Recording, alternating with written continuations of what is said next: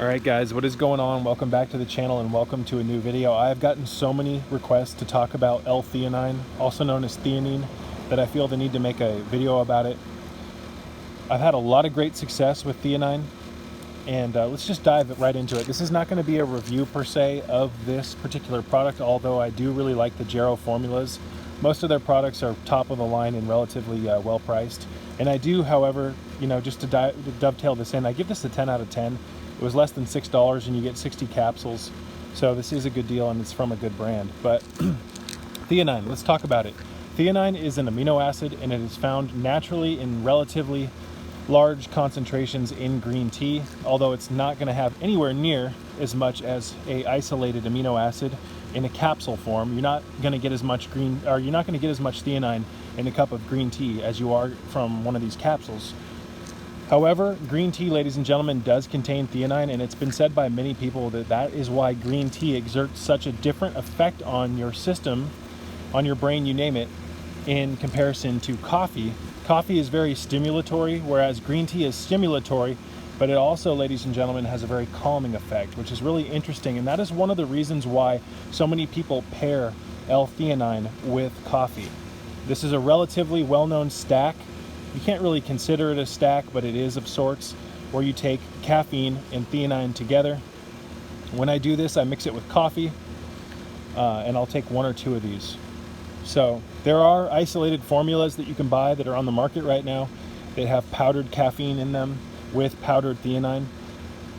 I'm not a big fan of powdered caffeine, ladies and gentlemen. If you're going to use caffeine, I highly suggest getting it from coffee or yerba mate, something of that source. Or something like that, excuse me. It's just, in my opinion, so much better to consume coffee when it's mixed with the other components in coffee or yerba mate. Yerba mate is my favorite form of natural caffeine, but I do, however, drink more coffee. And there's some reasons why I do that, and maybe we'll talk about that in the near future. But green tea, I wish I could consume it. I cannot drink green tea because it gives me massive nausea to the point of throwing up. And I'm really disappointed about that. The only time I can drink green tea is if I take it immediately after eating, and because I eat later in the day usually, I don't like consuming it because it's got caffeine in it. And if I consume green tea with my evening meal, it's going to end up keeping me up. We know that coffee has a really long half-life, stays in your system for multiple hours after you consume it, and that directly will affect your sleep, your quality of sleep, and your rest. So green tea is pretty much a no for me, even matcha, all of that stuff.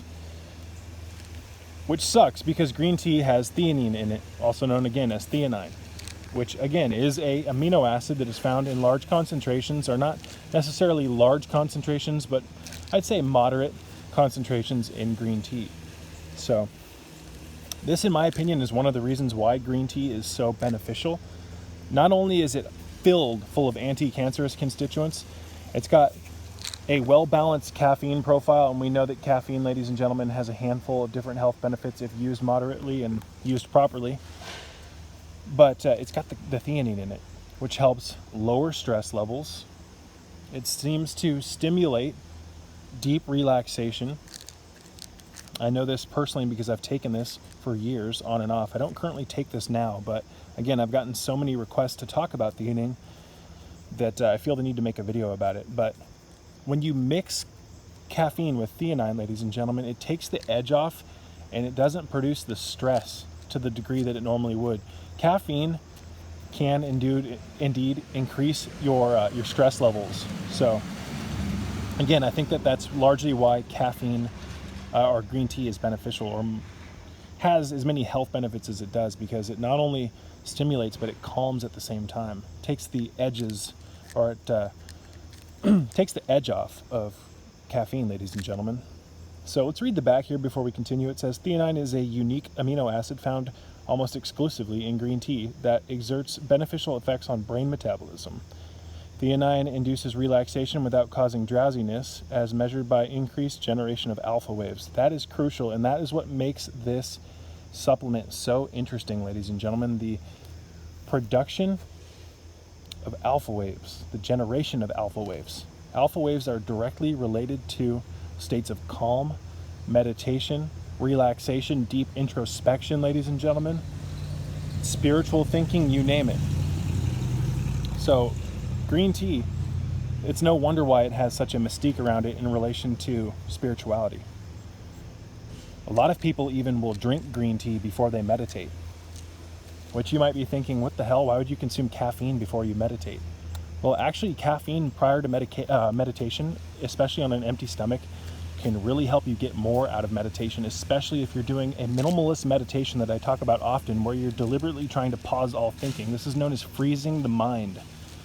The benefits that this has for your mental well-being are very, very underestimated.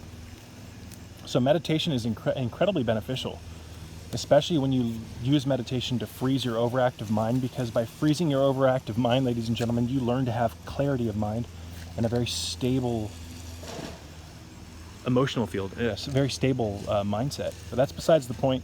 I just wanted to dovetail that in, that many people do drink green tea prior to meditation, as well as coffee, but it seems like green tea is more readily used, and it's probably because of the relaxational effects that it has on the brain, the neurochemistry, you name it, the body, the stress levels.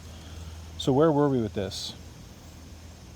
Theanine may improve sensation of pleasure by affecting dopamine and serotonin neurotransmitters in the brain. Also, theanine may exert protective effects on the brain by helping to maintain healthy metabolism of glutamate. So this is one thing that, people who reach out to me who ask about, is there any natural or more natural constituents, herbs or supplements that I can use to calm down my overactive mind, or to use if I'm having a panic attack or an anxiety attack? And let me tell you, it works wonders for panic attacks. It's not a benzo, it's not some crazy Xanax or any of that nonsense. It's nowhere near as strong, but it works. I know a handful of people who have panic disorders who, when they started taking this, when they had panic or when they felt it coming on, because there's usually symptoms of it coming on, if you take this, within about 10 to 15 minutes, you feel a massive reduction in panic. So for that reason alone, I think that this is a valuable tool for reducing anxiety, for reducing panic attacks. And people who have sensitivities to caffeine find that if they mix a little bit of theanine with their caffeine, their coffee, you name it, it really helps take the edge off, and it helps them get past the jitters and really get the productivity enhancing qualities out of the coffee. So again, this is a very common stack within the nootropics community, where they'll take theanine and mix it with coffee. Some people will even megadose theanine. I'm not recommending that you do this, but a lot of people have success with megadosing theanine. Typically speaking, I never go over 100 to 200 milligrams, although there are people who have. And I know a handful of people personally that this is their favorite supplement.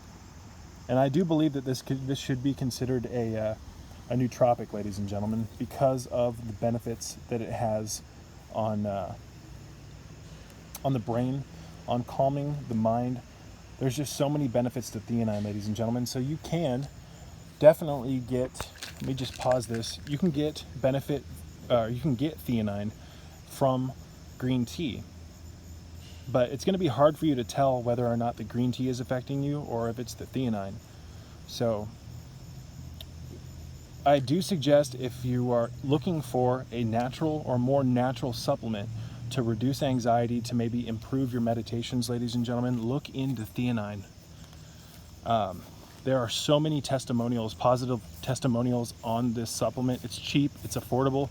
And in my opinion, if you have like a panic disorder or some type of issue with anxiety or depression, it's way more, and this is just my opinion, but it's way more beneficial to work with these before you work with the stronger pharmaceutical chemicals, components, you name it.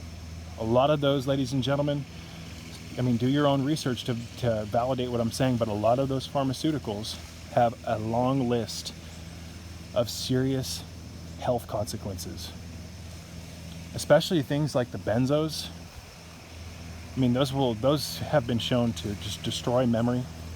A lot of the anti-anxiety medications on the market have a handful of serious health consequences. So I think it's really important that we look at things like this. I give theanine a 10 out of 10. Although I don't currently consume it very often, I know that it has a handful of benefits. I've used it with great success. I think that the fact that this can reduce panic attacks and anxiety is great. I think the fact that this pairs so well with coffee or caffeine, yerba mate, you name it, is great. It's one of the safer supplements on the market, ladies and gentlemen. What else did I want to say about this? This has been shown to also reduce the discomfort of cigarette withdrawals, alcohol withdrawals, recovering from addictions. So whenever you quit something, an addiction, you name it, there's more often than not a rebound effect where you feel ungrounded and you feel like shit, you feel like hell. And often those those uncomfortable feelings lead you to going back to the substance. This has been shown time and time again to have great effects for keeping you feeling better, or for being able to keep you holy crap, I can't speak today. This has been shown time and time again to help reduce feelings of discomfort when you're recovering from or abstaining from something that you've been addicted to. That alone makes this a very, very important supplement. Again, I give this Jarrow's formula a 10 out of 10, but I also give theanine in general a 10 out of 10. I've taken a handful of different types, liquid form, powdered forms. Capsules seem to be the easiest, ladies and gentlemen. But you know, you will save money if you buy it in bulk as a powder, but always buy from a reputable source. I'll put a link to this exact product in the description box below, as well as a couple other forms maybe that I've consumed that you might want to check out. The liquid forms are super efficient. They're a little bit more expensive than this, but I'll put links in the description box below. I'm going to wrap this one up, you guys. Theanine. Peace out.